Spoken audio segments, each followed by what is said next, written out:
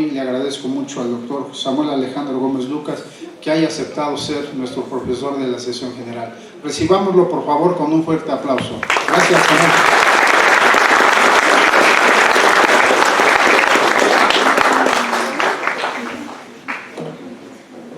Buenos días. Pues ya nos presentaron, ya nos conocemos muchos o la mayoría. Samuel Gómez a sus órdenes. Y antes de iniciar la plática, quiero, si es posible, pedirles a todos que se pongan cubrebocas, porque tenemos muchos compañeros y pacientes con enfermedades respiratorias agudas. Entonces, recuerden que cada vez que nosotros acudimos a un lugar cerrado, debemos de utilizar cubrebocas, porque hay un repunte en enfermedades respiratorias agudas, sobre todo virales. Entonces, para estar todos seguros, por favor, siempre que pisen este lugar, pónganse un cubrebocas. Pues bueno, la charla de hoy va a ser acerca de neumonía. Es un tema que para médicos, personal de enfermería y todo el personal de salud es muy importante porque tiene una mortalidad muy importante y muy elevada, y quizás es algo que vemos muy frecuentemente y quizás no le damos la importancia que deberíamos, ¿no?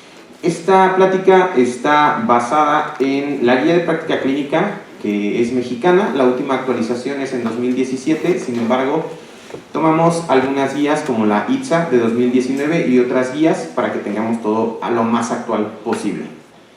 Y pues bueno, es algo para recordar, porque estas clases quizás las tomamos un poquito más a fondo en nuestros cursos de enseñanza que tenemos. Y pues bueno, la orden del día es esto es lo que quiero que veamos de forma breve pero concisa. Pues vamos a iniciar.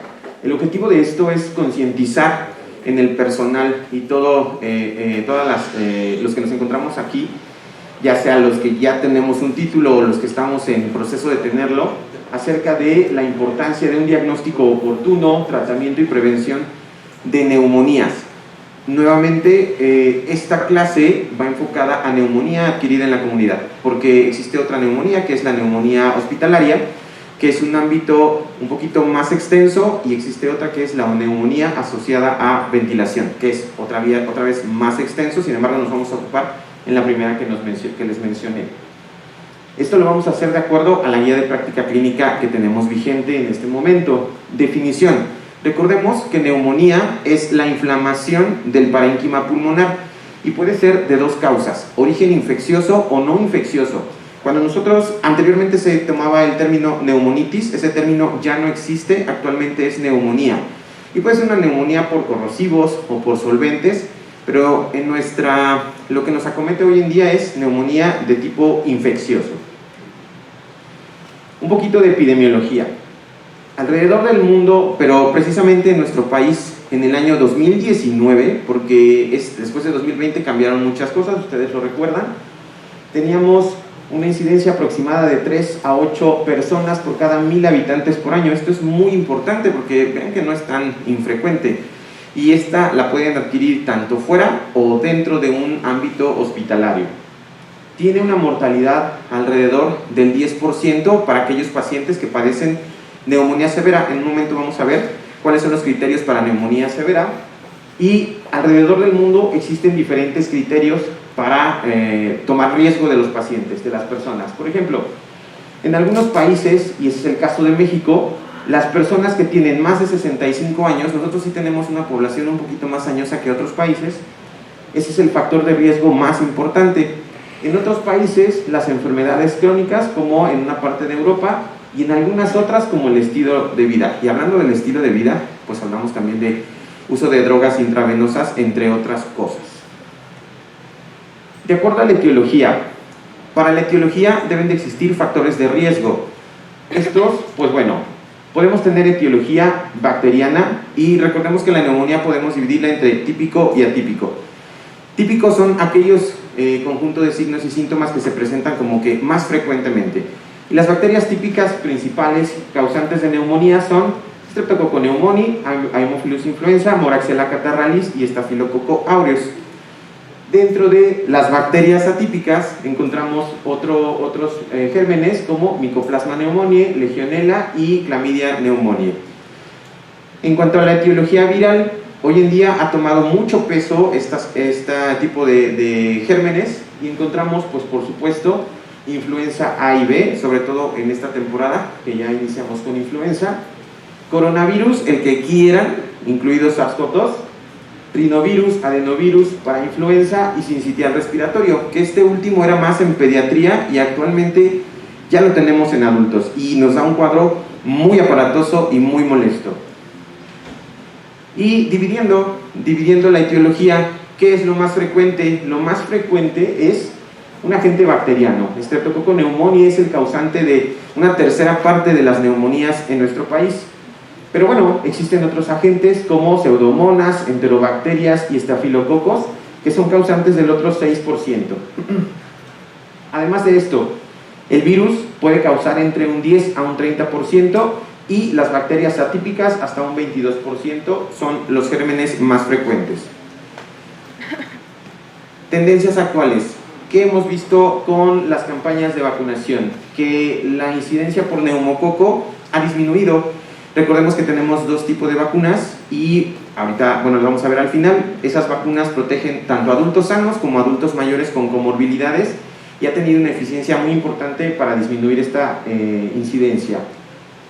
Tomamos en cuenta que actualmente los virus han tenido mayor relevancia, sobre todo COVID-19, bueno, el SARS-CoV-2 que produce COVID-19 e influenza. El microbioma pulmonar.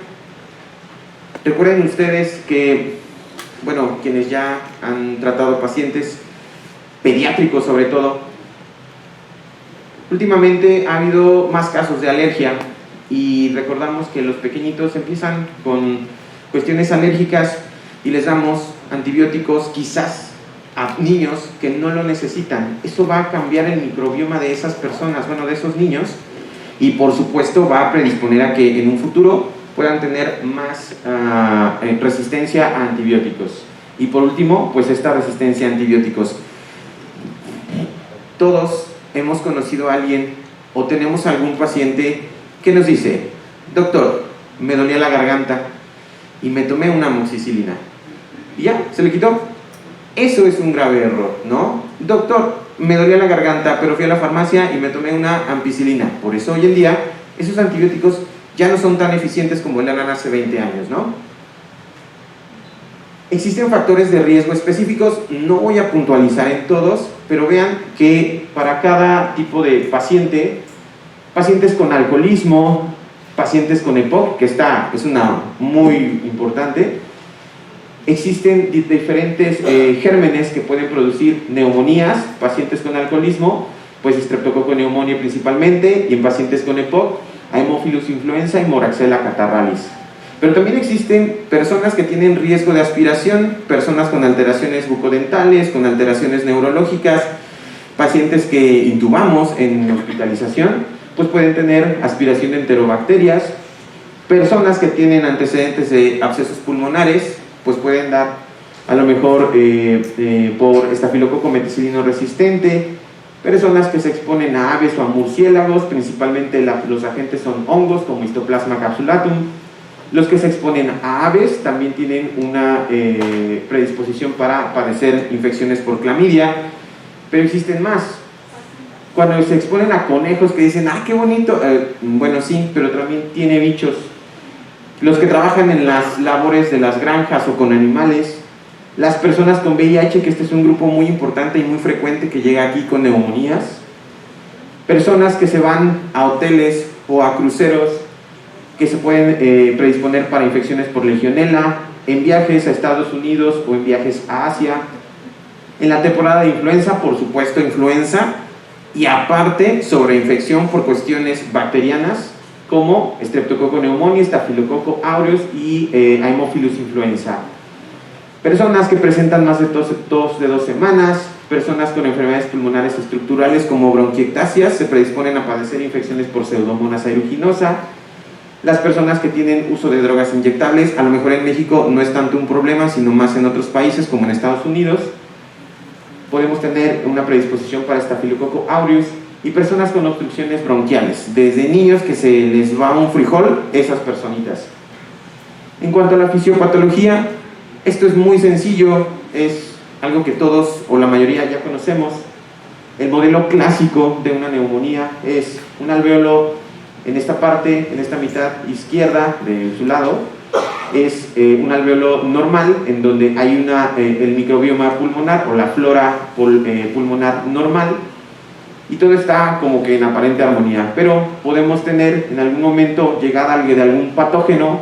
Este patógeno escapa de los mecanismos de respuesta inmunológicos a nivel pulmonar y puede incrementar la proliferación de dicho patógeno. Esto va a activar a los macrófagos alveolares, los cuales van a producir citocinas y reclutamiento de neutrófilos con producción posteriormente de un exudado de tipo fibrinoso, y posterior a esto producción de citocinas para que salgan a la circulación sistémica y produzca todo lo que nosotros ya conocemos como signos y síntomas de neumonía. ¿Qué pasa con el cuadro clínico? Lo podemos dividir en dos. Como les decía, típico, aquello que se presenta más frecuentemente, y atípico, lo que no sospechamos quizás desde un principio que fuese una neumonía.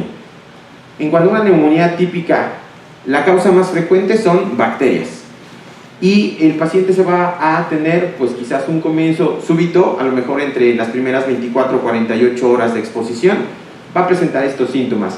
Los principales síntomas son fiebre, por ejemplo, va a tener tos de predominio productivo, va a tener escalofríos y puede tener dolor pleurítico en el sitio donde se encuentre la neumonía o la zona de consolidación.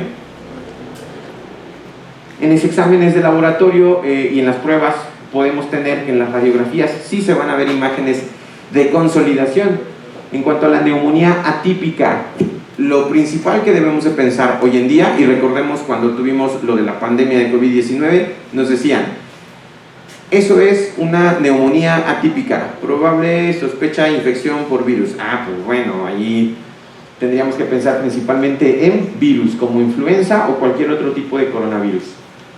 El comienzo puede ser lento o gradual, no se presentan los síntomas tan aparatosamente al principio, el paciente no cursa con fiebre, la tos es principalmente seca, porque recordemos que una neumonía atípica va a afectar el intersticio y no el alvéolo, entonces por eso no producen secreciones.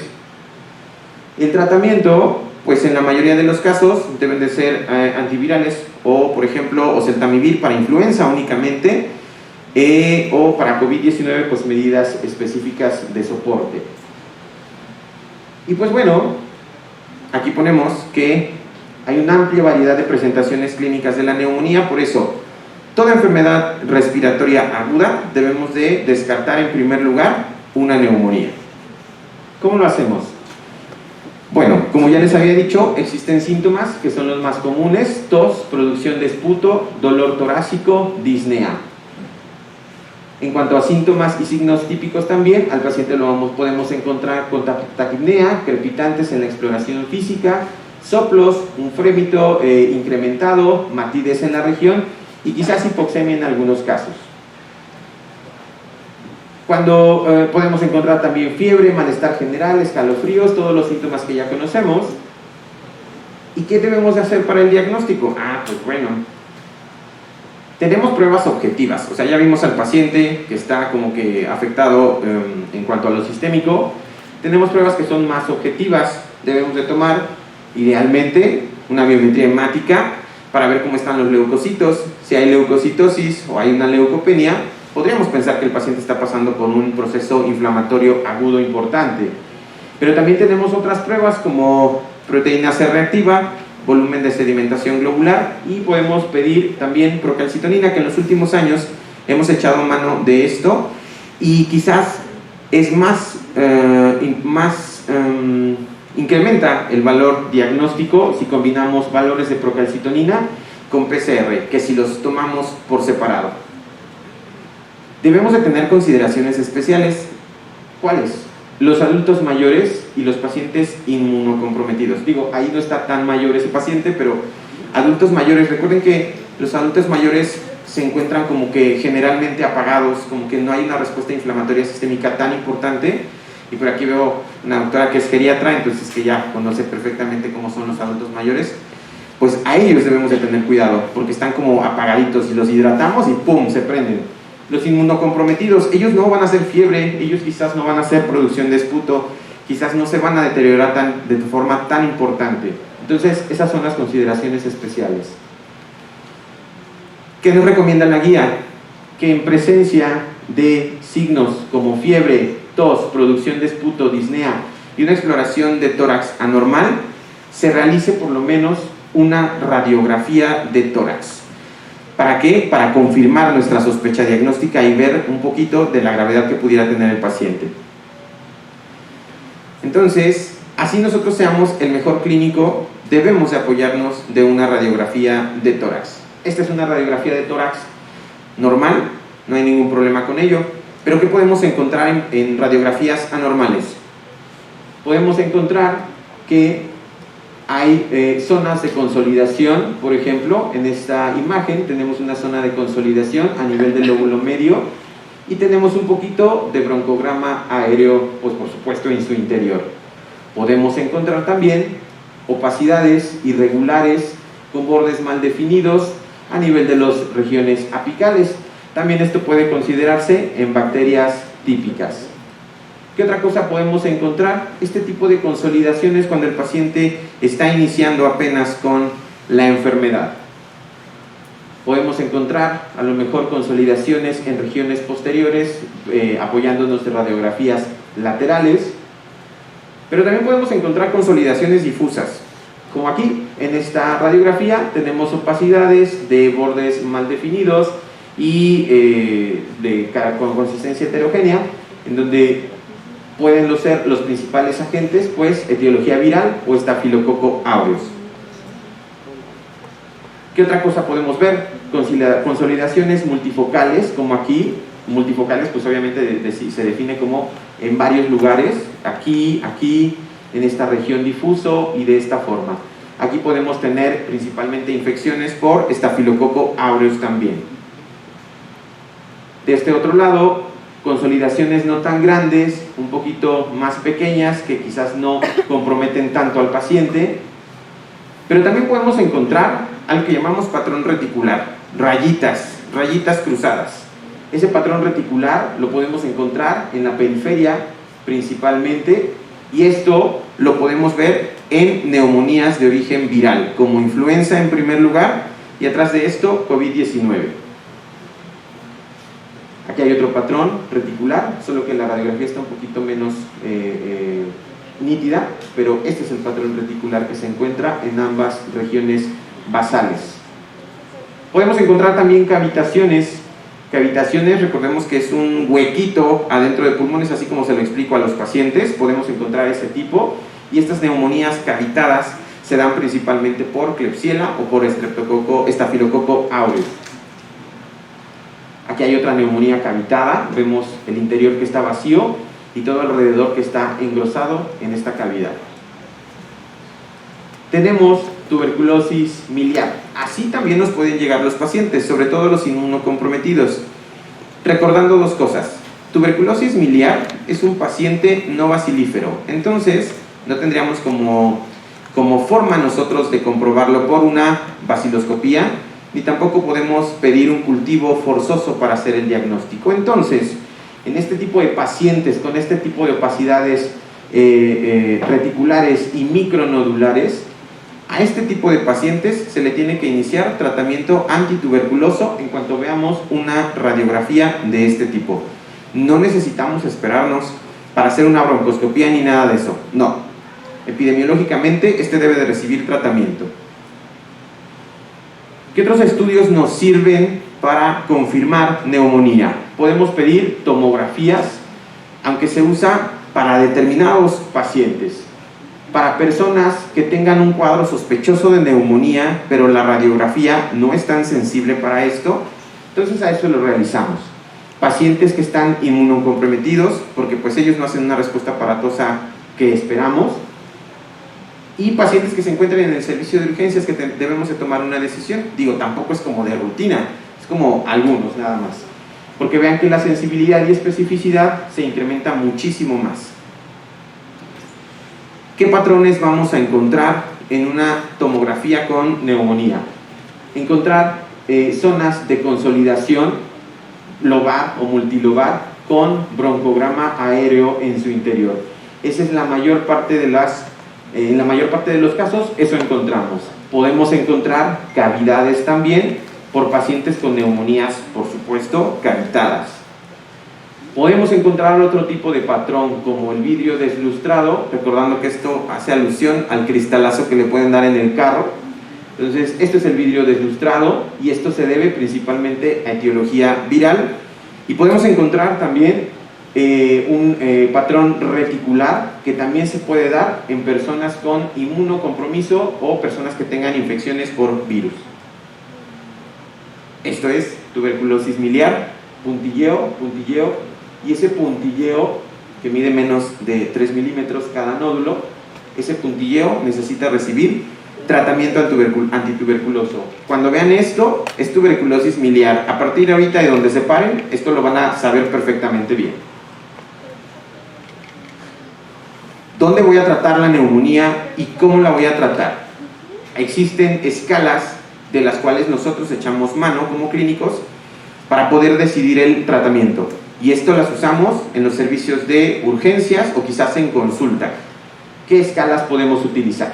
La escala del índice de severidad de neumonía, que es el PCI, así por sus siglas en inglés, en donde este sería el más completo. Sin embargo, es un poquito más difícil su uso porque tiene muchas variables. Las variables son factores demográficos, el género de la persona, si reside en albergue, las enfermedades coexistentes, los hallazgos en el examen físico y los hallazgos objetivos de laboratorio y radiología. De acuerdo a esto, a cada uno de ellos, si se cumple o no, le damos una puntuación. Afortunadamente ya todos tenemos, creo yo, que todos tenemos acceso a una calculadora y podemos nosotros ver en cualquier momento esta escala. Esta escala la vamos a dividir en 5 clases a los pacientes. Los pacientes que entran en una clase 1 y 2 es un riesgo bajo que se puede tratar muy bien de forma ambulatoria. ¿Qué otra escala existe? Existe el CURP 65, que todavía es más fácil de usar, es breve. Solo tenemos 5 ítems, que es valora el estado mental del paciente, la uremia, la respiración, la presión arterial y la edad mayor o menor de 65 años. Existe una variante de esta que es el CRB 65, donde solo es clínico el criterio y entonces quitan la cuestión de la urea. Este lo podemos utilizar también para definir si vamos a dejar al paciente adentro o lo ingresamos a su domicilio. CURP 65 también nos ayuda a predecir mortalidad a los 30 días y este es el porcentaje de mortalidad de acuerdo a la puntuación de esta escala. El grado, los que tienen 0 o los que tienen 1, pues la mortalidad es muy baja, pero a partir de 2 nos tenemos que ocupar más. Y para los intensivistas y para el servicio de urgencias, pues está SmartCop, que SmartCop nos da nos predice la necesidad de que el paciente vaya a usar aminas o que necesite intubar y ser ingresado a una unidad de cuidados intensivos. Esta pues ya la dejamos cuando el paciente está hospitalizado. Y entonces nosotros, este algoritmo está en esa guía que les comentaba, la guía de práctica clínica en México, y nos dice, vamos a evaluar la severidad de la neumonía. Llega un paciente con síntomas de una infección respiratoria aguda. Vamos a hacer el diagnóstico de neumonía. Ok, no tiene neumonía, vamos a considerar otro diagnóstico. Tromboembolia pulmonar, una crisis asmática, un cohort pulmonar descompensado, un derrame pleural, entre muchos otros. Pero si ese paciente tiene diagnóstico de neumonía, vamos a hacer un juicio clínico de acuerdo a CURP 65 o CRB 65. Aquellos lo van a dividir en leve, moderado y grave, o severo, como se decía en inglés. A las personas con enfermedad leve, el tratamiento va a ser de forma ambulatoria y le vamos a iniciar un antibiótico vía oral. Aquellos con una intensidad moderada, 1 a 2 puntos del CRB 65, vamos a llevarlo a un segundo nivel de atención. En este caso, nosotros tendríamos que valorarlo aquí. Este es un tercer nivel, pero tendríamos que evaluar si el paciente se va o se queda. Por último, una neumonía severa, 3 o 4 puntos, debemos de admitirlo en hospitalización e iniciarle antibiótico lo más pronto posible. Otra vez, lo ideal es que le iniciemos antibiótico. Claro, siempre es mejor tomarle muestras antes de iniciarlo, pero esto no debe retrasarnos el inicio de tratamiento. Sería lo ideal, pero lo más importante es el inicio del tratamiento. La recomendación, entonces, en conclusión de lo anterior, tenemos que vamos a manejar al paciente ambulatorio con un PCI de 1 a 2, clase 1-2, Cruz 65, 0 a 1 punto o CRB 1 punto. Aquellos pacientes con hospitalización va a ser aquellos que tengan una clase 3 a 5 del PCI o que el PCI 1 y 2 tenga hipoxemia y el CRB 65, Cruz 65 tenga más de 2 puntos. Esto es lo que debemos de acordarnos siempre. ¿Lo manejo afuera o lo manejo dentro? Criterios o casos especiales. Niños, mujeres embarazadas e inmunodeprimidos. Estas escalas no aplican para este tipo de poblaciones. Ellos son una cosa aparte. Obviamente pediatría interviene más en esto y de las embarazadas pues nos encargamos todos. Déficit, criterios de hospitalización, independientemente de esto, déficit cognitivo o que el paciente tenga intolerancia a la vía oral. Aunque tenga una clase 1-2 o un CUR 65-01, lo voy a dejar hospitalizado porque si tiene estos dos factores, o uno de los dos, el paciente no va a tomarse el tratamiento y se va a complicar en su caso. ¿Cómo lo vamos a abordar? Ahorita me estoy encargando solo de adultos. Recuerden, pediatría es un mundo aparte y mujeres embarazadas es un mundo aparte también. Vamos a hablar de adultos a partir de 18 años. Aquellas personas que tienen sospecha clínica de neumonía, pues vamos a confirmar el diagnóstico y vamos a solicitar biometría hemática, vamos a pedir una química sanguínea, de preferencia cultivos de esputo y tinción Gram, y para las personas con gravedad mayor, una gasometría y a lo mejor hemocultivos. Si en quienes sospechemos neumonía típica, aquellos con sospecha de legionela, pacientes inmunocomprometidos, quizás podríamos pedir antígeno urinario, pero esos son muy pocos casos. Esto no se debe de hacer de forma rutinaria, porque es mayor el costo que el beneficio que podemos darle a los pacientes. Debemos de solicitar en todos, de preferencia, una radiografía de tórax y clasificarlo de acuerdo a CUR 65. ¿Qué estudios microbiológicos? Bueno, para los pacientes que voy a mandar a su casa en temporada de influenza, debo de hacerle prueba de influenza. Pero hoy en día también se recomienda que hagamos prueba de COVID-19, aunque sea una prueba rápida. En algunos casos vienen las dos juntas, así que podemos hacerlo y eso sería lo mejor, sobre todo porque si iniciamos tratamiento para influenza, el tratamiento debe de ser en las primeras 48 horas de iniciados los síntomas y el tratamiento único en México es oseltamivir.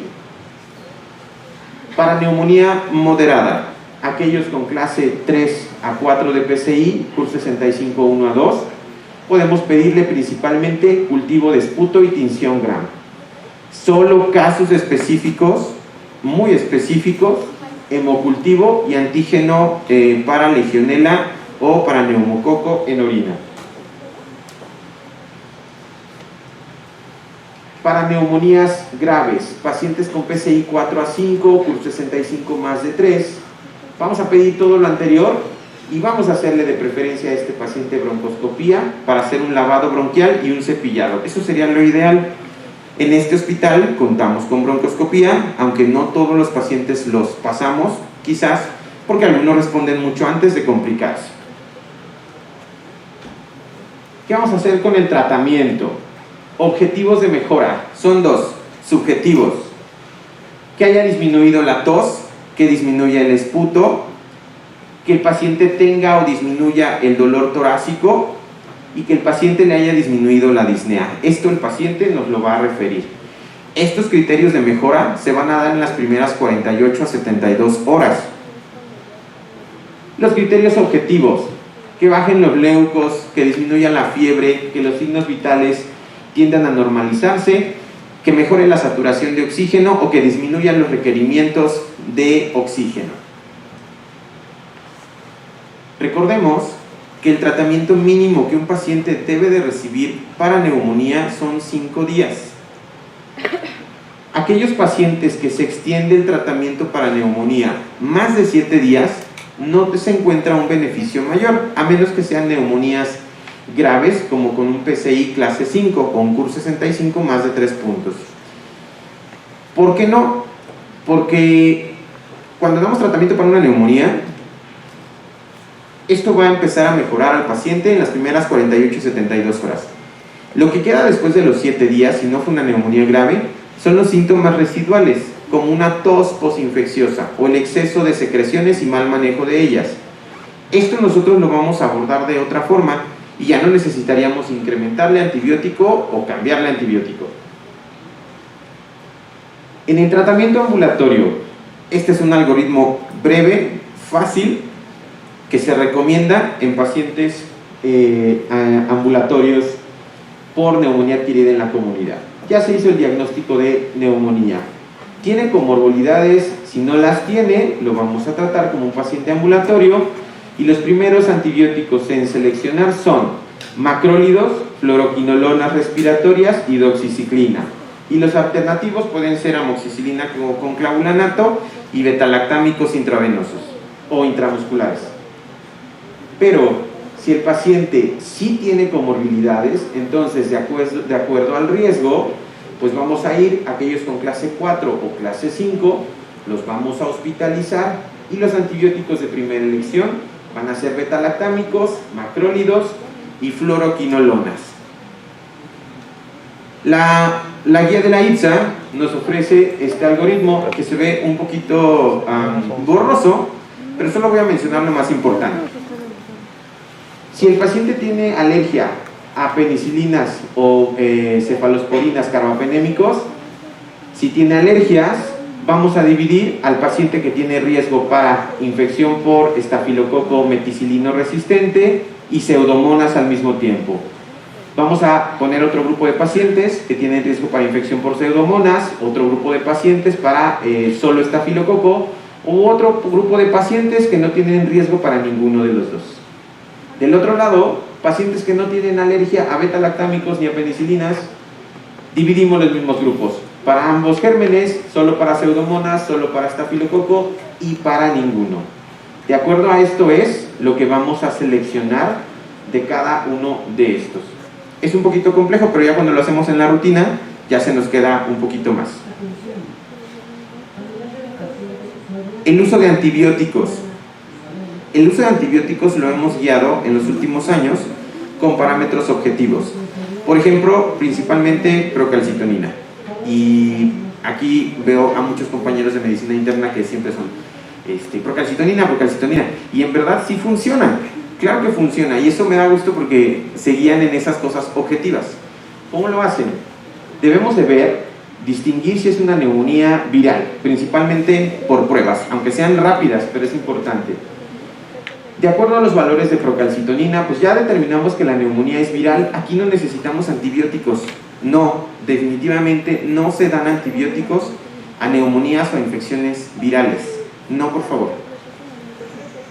Ya solicitamos y ya confirmamos que es una neumonía bacteriana.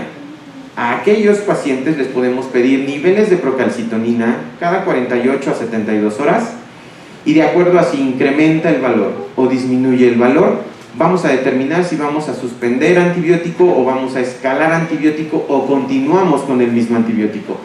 Todo esto recordando que debemos de enlazarlo con niveles de proteína C reactiva, sobre todo en pacientes con EPOC. Y por último, pues causas no infecciosas, ahí debemos determinar que si es eso neumonía o no, pues no dejar antibiótico, por supuesto. Uso de glucocorticoides en casos selectos, solo aquellos pacientes que tengan un choque séptico refractario, a excepción de influenza, porque ese nos empeora a los pacientes. Pacientes que tengan falla respiratoria, como por ejemplo un pH menor de 7.30, lactato más de 4 y una PCR más de 150, a ellos sí le podemos usar esteroides sistémicos. Podemos escoger metilprednisolona o prednisona a esta dosis. Criterios de alta Pues cuando el paciente ya tuvo mejoría, por lo menos los primeros 3 días de que estuvo aquí adentro, que ya lo pudimos pasar a una vía oral y que afuera sabemos que lo van a cuidar. Duración de los hallazgos. Las cuestiones cardiovasculares pueden durar 2 días. La fiebre, la taquipnea y la hipoxia podría durar alrededor de unos 3 días. La tos, 2 semanas. La fatiga, 2 semanas, a excepción de COVID. COVID nos dura hasta 3 meses y no se preocupen, no es malo. Lo malo es que con esa fatiga nos dejemos llevar y no hagamos nada por rehabilitarnos. O sea, tenemos que volver a nuestra vida diaria. Y las opacidades en la radiografía de tórax, en neumonías típicas o bacterianas, duran 30 días más o menos. Entonces, si ustedes en 2 o 3 semanas después de una neumonía tienen las mismas opacidades, pues no se preocupen, esto va a tardar incluso hasta 3 meses en resolver. La duración del tratamiento: neumonías leves, 5 días, neumonía severa con comorbilidades, 7, máximo 10 días. Y de los inmunodeprimidos o casos complicados, el curso puede ser prolongado, pero esto obviamente de la mano de infectología y de los médicos tratantes. Complicaciones: neumonías pueden ocasionar falla respiratoria, tenemos que intubar a los pacientes, sepsis, choque séptico y en algunos casos neumonías sin resolver o neumonías de lenta resolución, aquellas que tardan más de 4 semanas en resolver, y por supuesto muerte. En el servicio de urgencias, esto es lo que deberíamos de tener presente. Criterios de hospitalización: un paciente puede cumplir con un solo criterio mayor o con 2 criterios menores para que sea ingresado a hospitalizarse. Criterio mayor: choque o insuficiencia respiratoria. Obviamente este es un término gasométrico. Criterios menores: frecuencia respiratoria más de 30, una PAFI menor de 150 en Ciudad de México, opacidades multilobares, confusión, alteración del estado mental, uremia más de 20, leucopenia, trombocitopenia, hipotermia o hipotensión. Uno de estos o 2 de estos y va para adentro el paciente. Recordando por último la vacunación. Hoy en día, bueno, creo que aquí hicieron unas modificaciones, pero la vacuna de neumococo polisacárida, que es de 23 serotipos, es efectiva en los adultos, obviamente mayores de 18 años, que no tienen comorbilidades. Esta es la que ha disminuido la incidencia de neumonías en adultos sanos. Pero la vacuna, la 13 valente, la de neumococo, esta se recomienda más en adultos mayores de 65 años y aquellos que tengan comorbilidades. La vacuna de influenza: tenemos muchos pacientes que se rechazan la vacunación por influenza porque les va a dar esto, porque bla, bla, bla. En realidad la vacuna es segura, pero pues bueno, ya cada quien habla como le va en la feria. Yo siempre les voy a recomendar que se vacunen para influenza, a menos que sean alérgicos a la proteína del huevo. Tenemos una protección moderada para la vacuna trivalente, pero en este año están aplicando la vacuna tetravalente y es una protección fuerte, así que todos deben de vacunarse de forma anual. Vacunación para SARS-CoV-2. Hasta el momento, personal de salud y personas con enfermedades cardiopulmonares. No la tienen todavía como obligatoria, sin embargo sí es recomendable. Ojalá nos trajeran la actualizada, ¿verdad? Y nada más, el 12 de noviembre es el Día Internacional de Prevención de Neumonía. Digo, no hay que celebrarlo ni nada de eso, más bien acciones para prevenirla. Muchas gracias.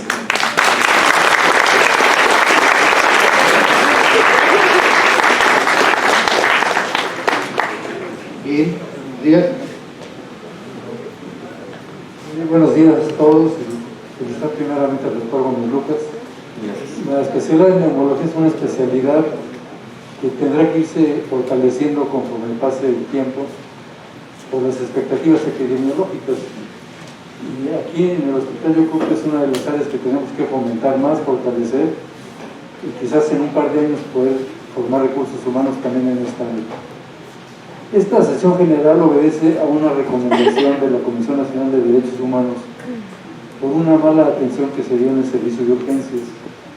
en donde dos de los puntos que más cuestionaron, fue, primero, la nota en el expediente clínico. No estaba completa la nota de la exploración clínica del paciente, no se escribía auscultación, no se escribía percusión, etcétera, ¿no?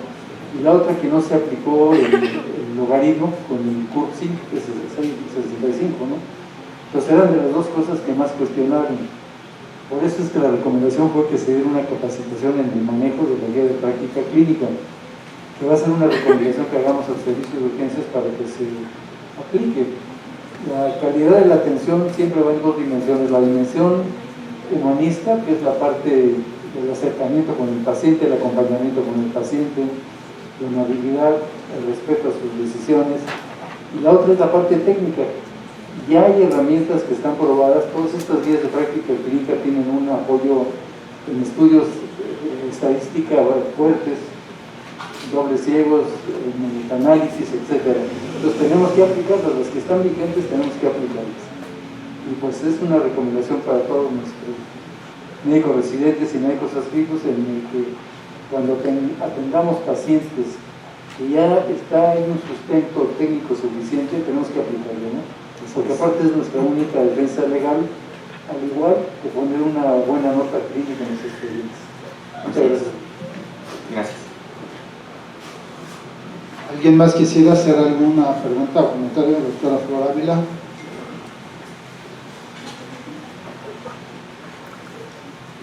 Pues no tenemos otra alternativa más que ser expertos en neumonía. El doctor Sir William Osler, padre de la medicina interna, decía que era la enfermedad más agresiva a la que nos podíamos enfrentar los médicos que tratamos adultos, y seguramente los niños estarán en una situación semejante.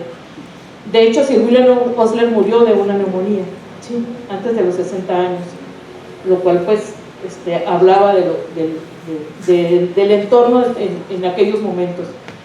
Y me voy a referir básicamente a la neumonía por Streptococcus pneumoniae, que es la más frecuente y que sigue siendo altamente letal. En los adultos mayores podemos ver lo que es la enfermedad invasiva neumocócica, que es la que no queremos ver, pero es la que el peor escenario que nos podemos nosotros enfrentar. Entonces tenemos todas estas herramientas que el doctor nos ha dicho y tenemos la obligación de aplicarlas para todos nuestros pacientes. En el adulto mayor sucede frecuentemente lo que se llama la discapacidad catastrófica. Este paciente que entra con una neumonía no moderada y que aquí sufre una discapacidad catastrófica por la condición propia del envejecimiento. Acuérdense que tenemos un proceso de inmunosenescencia que nos hace más susceptibles a las personas mayores de tener un peor desenlace con esta enfermedad. Va más allá de la afectación pulmonar, da miocarditis, da arritmias. La mortalidad, inclusive medida a 10 años, aumenta después de tener una neumonía por neumococo. Esto está perfectamente demostrado, cuando menos en los adultos mayores así es. Y en este país somos, porque yo ya estoy en esa edad, 18 millones de habitantes, ¿sí? Ahora me voy a referir a la vacuna, ¿sí? Antes de que la vacunación en los niños estuviera extendida con vacuna conjugada, ¿sí?, con la vacuna 7 valente, pues había muchos niños enfermos, pero también había muchos adultos mayores enfermos.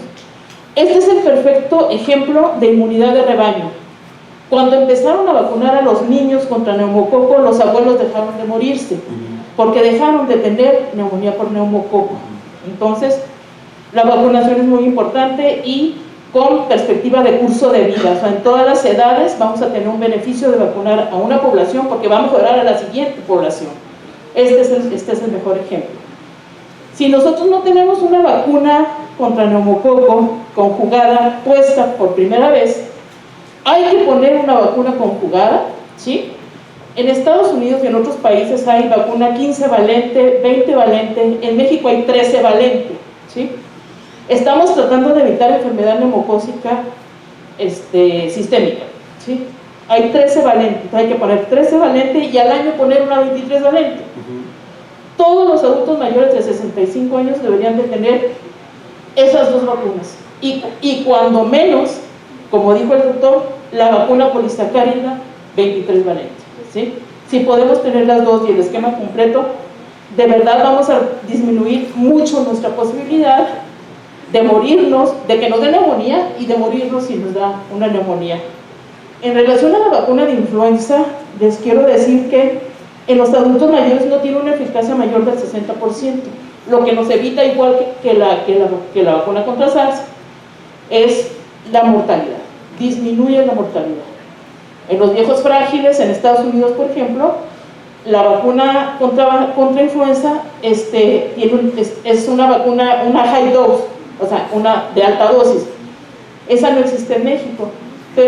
Y para los pacientes que son inmunocomprometidos y no les puede poner una porque son alérgicos al huevo, por ejemplo, hay una recombinante, la Flublok, ¿sí? que tiene una eficacia también muy importante. Entonces hay que vacunarse, aquí solo hay que ir bueno, ni siquiera tenemos que ir, nos suben a vacunar, ¿sí? Ni siquiera tenemos que ir, ese es el esfuerzo que tenemos que hacer. Entonces, pues, gracias, doctor. Gracias, doctora. Gracias, Flora. Perdón, adelante. Eso que dijo la doctora es muy importante. Independientemente de a lo que nos dediquemos o la especialidad médica que tengamos, todos deberíamos de saber cuándo hay una neumonía. Hace ratito les comenté. Diagnósticos diferenciales de neumonías: tromboembolia pulmonar, derrame pleural, crisis asmática, cor pulmonar descompensado, exacerbación en pacientes con fibrosis pulmonar. Esos son los diagnósticos diferenciales más frecuentes. Y por eso mismo debemos entonces nosotros saber qué podemos y qué no vamos a encontrar en una neumonía, en la cuestión clínica y en la cuestión objetiva como radiografía o exámenes de laboratorio. Todos deberíamos de ser, como dice la doctora Ávila, expertos en neumonía y sobre todo poner más cuidado en adultos mayores, porque aquí la mayoría han de tener un rango entre 20 a 30 años. Raramente a uno de ustedes les va a dar una neumonía, muy raro, pero en personas de mayor edad ahí sí les va a dar. Por eso deberíamos de estudiar un poquito más y tenerlo en cuenta. El doctor Miguel Nava, jefe de cirugía de tórax, también quiere opinar. Buenos días a todos. Doctor Gómez, excelente ponencia, te felicito. Gracias, doctor. Una situación de tomar en cuenta la neumonía, obviamente, es las complicaciones. Yo creo que el derrame pleural para neumónico es una complicación muy frecuente en las neumonías. Entonces es importante identificarlos, sobre todo en la etapa exudativa del enfisema, y darle un manejo invasivo. Aquí lo importante obviamente es hacer diagnóstico citoquímico, tomar una muestra a través de una toracocentesis diagnóstica y ver el resultado de citoquímicos. Si tenemos un pH ácido abajo de 7.20, proteínas altas, DHL elevada, tinción de Gram positiva, proteínas elevadas, es indicación para una sonda pleural. Aquí obviamente el tratamiento es agresivo, no se hace toracentesis evacuadora, tienes que drenar todo el líquido pleural y es indicación para una sonda pleural en fase exudativa. Cuando tú tienes ya una complicación de una imagen oculada en una tomografía, es indicación quirúrgica de todas formas. Entonces es importante identificar este problema en una fase temprana, una fase exudativa, y dar un manejo adecuado. Gracias. Sí, así es. Gracias, doctor. Exacto.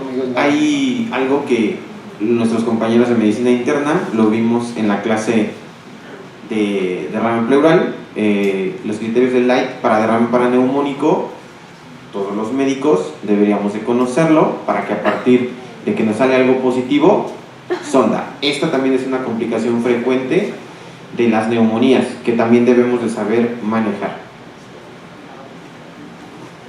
¿Alguna otra pregunta o comentario para nuestro profesor? Bien.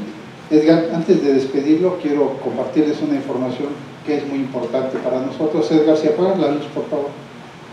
Bien. La próxima semana, el día 17 de noviembre, vamos a celebrar, como pueden ver en la diapositiva, 53 años dando servicios médicos de alta especialidad en nuestro Hospital Regional licenciado Adolfo López Mateos, que se fundó un 17 de noviembre del año 1970. Pero también vamos a celebrar 50 años investigando y formando recursos humanos para la salud. El Hospital Regional licenciado Adolfo López Mateos se congratula en invitarlos a nuestro Congreso Internacional de Aniversario, que se celebrará la próxima semana, del día 13 al 17 de noviembre en este auditorio, de las 8 de la mañana a las 15 horas.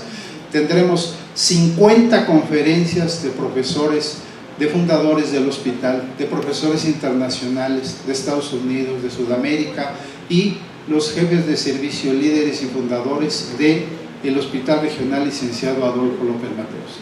El congreso será grabado, será transmitido por nuestra canal de YouTube del hospital. Es gratis la inscripción, va a ser el mismo sistema que hoy, un escaneo de un código de barras. Se inscribirán y tendrán su constancia de un congreso internacional con 30 horas de valor curricular. También quiero informarles que nuestras sesiones generales se filman, se editan y se suben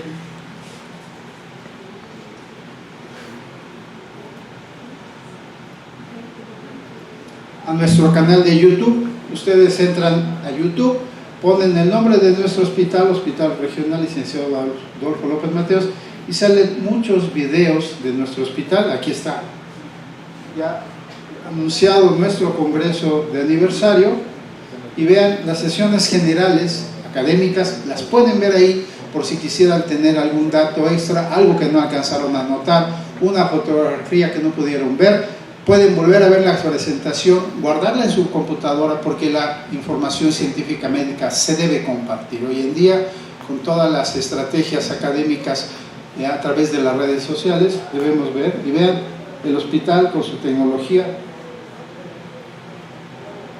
y mucha información que nuestro hospital comparte de nuestras innovaciones, de nuestros avances. El congreso, quienes tuvieran que estar trabajando en sus áreas de trabajo en el hospital, podrán conectarse a su canal de YouTube del hospital y poder estar disfrutando del congreso. Los que puedan estar en forma presencial serán bienvenidos a este auditorio. Les vuelvo a reiterar, el congreso no tiene costo, los cursos y eventos que realizamos en el hospital no tienen costo, pero sí tienen un valor curricular, porque el aprendizaje y la capacitación académica es todo el tiempo. Ahí está nuestro director. Y entonces nuestro director del hospital, el doctor Félix Octavio Martínez Alcalá, junto con su cuerpo de gobierno, les hace la más cordial invitación a este evento académico. El martes 14 de noviembre a las 9 horas se hará una inauguración oficial de este congreso. Están ustedes invitados y tendremos invitados especiales de la Dirección General del Instituto. Así que no se pierdan, están invitados, y próximamente tendrán ya el programa completo también en nuestra página de YouTube, para que vayan buscando las presentaciones y las conferencias que sean de su agrado. Muchas gracias. Y bien, Samuel, pásate para acá, por favor.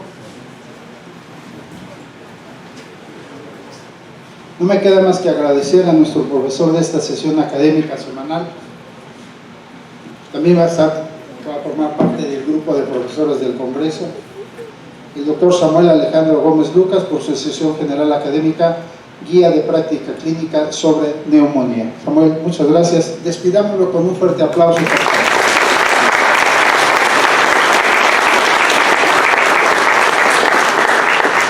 Y bien, recuerden, nos vemos la próxima semana a partir de lunes a las 8 am. Aquí los esperamos para nuestro Congreso Internacional por 53 años de aniversario y 50 años formando e investigando recursos humanos para la salud. Muchas gracias, que pasen un excelente